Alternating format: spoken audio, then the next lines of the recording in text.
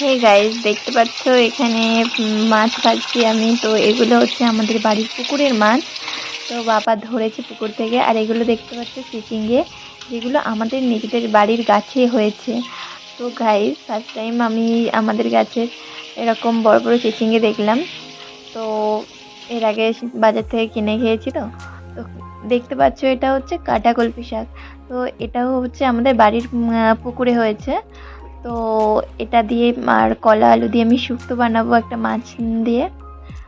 আর এটা হচ্ছে মাছের ঝাল বানিয়ে ফেলেছি, যেটা চিচিঙ্গে একটু আগে দেখালাম।